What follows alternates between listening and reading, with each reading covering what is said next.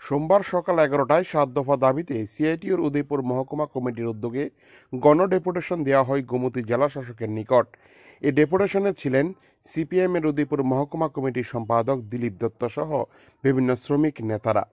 এদিন ডেপুটেশন দেওয়ার আগে পুরাতন মোটর স্ট্যান্ড থেকে সিআইটিউ কর্মীরা এক মিছিল করে জেলা শাসকের অফিসের সামনে গিয়ে পথসভায় মিলিত হয়।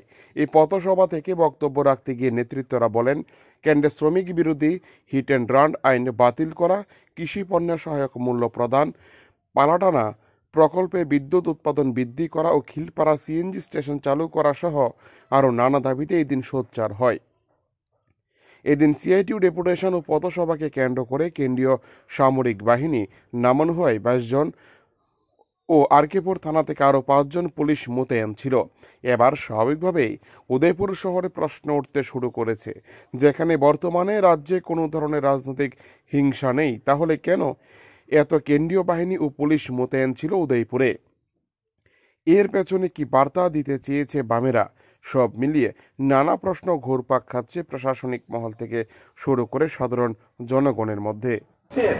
আপনারা জানেন, বামফ্রন্ট সরকার থাকতে উদয়পুরের রাজারবাগের যে স্ট্যান্ড, তার জন্য টাকা বরাদ্দ হয়েছিল এখানে ট্রাইব্যুনাল করার জন্য।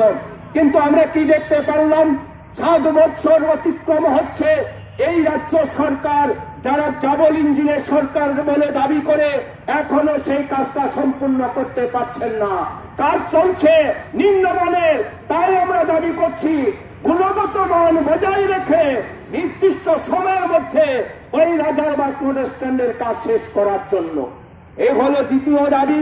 তৃতীয় দাবি হচ্ছে, আপনারা সবাই জানেন আমাদের রাজ্যের এখন যিনি বিধায়ক, তৎকালীন সময়ে রাজ্যের সাংসদ ছিলেন জিতেন চৌধুরী, তার নেতৃত্বে সেই দিন উদয়পুরে সিএনজি স্টেশনের কাজ শুরু হয়েছিল, এখন পর্যন্ত কাজটা শেষ করতে পারেনি।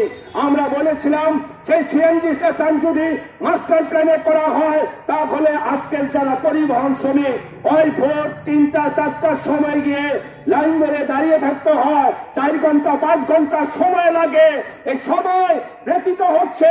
তাই আমরা বলছি এই কাজটা দ্রুত গতিতে শেষ হলে আজকের যারা শ্রমিক তারা উপকৃত হবে। এই হচ্ছে আমাদের তৃতীয় দাবি।